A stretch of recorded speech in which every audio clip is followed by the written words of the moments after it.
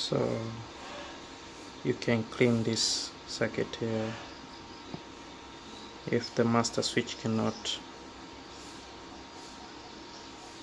pull the window up and push down, and then you can try to clean more in other circuits.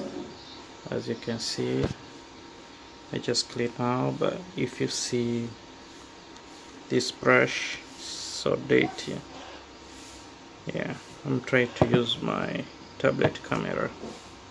Yeah, see, so dirty.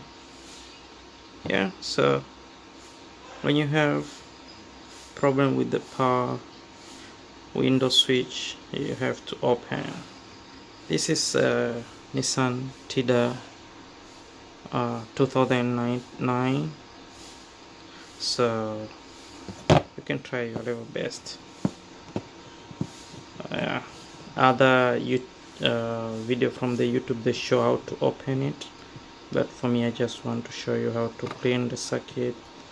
Yeah, you can use this kind of cotton wool, yeah, that used to clean your ear, that you can use for cleaning the circuit too.